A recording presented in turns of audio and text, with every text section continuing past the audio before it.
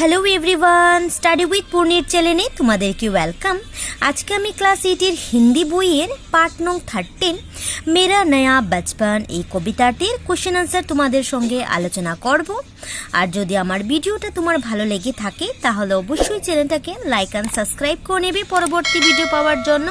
তাহলে এই পার্টটির question answer তোমরা, এই কবিতাটির কোশ্চেন আনসার তোমরা দেখে নাও। দেওয়া হলো আইভাস মালা पार्ट सी नंबर 1 के अंतर्गत जो क्वेश्चन है क बचपन में ऐसी कौन सी विशेषता होती है जिसकी बार बार याद आती है। उत्तर में आप लोग बोलोगे बचपन अतुलित आनंद का भंडार होता है। बचपन की खुशी सबसे मस्त होती है। बचपन की चिंता रहित खेलना खाना निर्भय होकर घूमना फिरना कोई भूल नहीं सकता। क्वेश्चन नंबर ख में दिया गया है कि कवित्री कौन सी क्यों चाहती थी कि उनका बचपन फिर से लौट आए। तो आंसर में आप लोग, उत्तर में आप लोग बोलोगे कवियत्री चाहती है कि उनका बचपन फिर से लौट आए क्योंकि वे अनुभव करती है कि बचपन में ही निर्मल तथा स्वाभाविक विश्राम मिलती है। ग में दिया गया है कि वो प्यारा जीवन निष्पाप का अर्थ स्पष्ट करो। उत्तर में आप लोग बोलोगे कवियत्री कहती है बचपन निष्पाप होता है।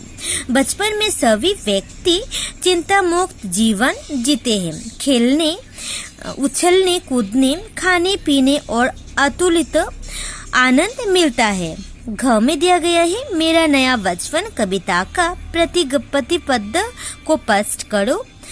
तो इसका उत्तर आप लोग का सारांश कविता का है, ये लिखने से हो जाएगा। ठीक है, ये है कविता का सारांश। तो आप बोलोगे इसका उत्तर मेरा नया बचपन शीर्षक कविता में सुभद्रा कुमारी चौहान ने अपनी बेटी के रूप में अपने ही बचपन के पुनर्गमन का वर्णन किया है। बचपन अतुलित आनंद का भंडार होता है। कई भी मनुष्य इनके आनंद के अनुभव से उछाता नहीं रह पाता। प्रस्तुत कविता में कवियत्री ने अपने बचपन की मधुर समृद्धियों का सजीव वर्णन किया है। वे अनुभव करती है कि बचपन में ही निर्मल तथा स्वाभाविक विश्राम है। नेक्स्ट क्वेश्चन नंबर 3 में दिया गया है कि निम्नलिखित कथनों में से सही कथन पर करेक्ट का चिन्ह लगाए। ये है सटीक चिन्ह। तो आप लोग बोलोगे कौन सा सटीक है, उस पे करेक्ट चिन्ह देना है। तो कवियत्री के बार बार बचपन की याद आती है क्योंकि ऑप्शन नंबर आ तुम्हारा करेक्ट हो जावे जे बचपन अतुलित आनंद का भंडार होता है। नेक्स्ट खो में दिया गया है कि बार बार मोती से आंसू, तो उसका ऑप्शन नंबर आ हो जाएगा कि जयमाला पहनाते थे। नेक्स्ट ग में दिया गया है कि बचपन में रोने पर कवियत्री की माँ, ऑप्शन नंबर 1 आ हो जाएगा करेक्ट, उन्हें गोद में उठाकर खूब प्यार करती थी। घ में दिया गया है कवियत्री की बेटियां उन्हें क्या खेलने आई थी, उन्हें क्या खिलाने आई थी। तो उत्तर में आप लोग बोलोगे ऑप्शन नंबर अ मिठाई। क्वेश्चन नंबर 4 में दिया गया है कि अतिरिक्त रिक्त स्थान पर भर्ती करो। तो या फिल इन द ब्लैंक দিয়ে দিচ্ছে, তুমি কমপ্লিট করবে। तो उत्तर में आप लोग बोलोगे क जैसे खोजती थी वर्षों से अब आज आ जाकर उसको प्यारा, भाग गया था मुझे छोड़कर वो बचपन फिर से आया। ख में बोलोगे आजा बचपन एक बार फिर दे दे अपने निर्मल शांति, व्याकुल वे था मिटाने वाले वो अपनी प्रकृति विश्रांति। तो ये सब आप लोग भर्ती कर देना। उसके बाद 5 नंबर में दिया गया है कि निम्नलिखित प्रश्न के संक्षिप्त में उत्तर दो। को में दिया गया है कि मेरा नया बचपन कविता का रचयिता कौन है। तो आप लोग बोलोगे मेरे नया बचपन कविता का रचयिता है सुभद्रा कुमारी चौहान। ख में दिया गया है कवियत्री किसे बुला रही थी। उत्तर में बोलोगे कवियत्री अपने बचपन को बुला रही थी। ग में दिया गया है कवियत्री को नया जीवन किस रूप में प्राप्त हुआ। कवियत्री का नया जीवन अपनी बेटी की मुंजल मूर्ति देकर प्राप्त हुआ। घ में दिया गया है कवयित्री को मिट्टी खिलाने कौन आई थी।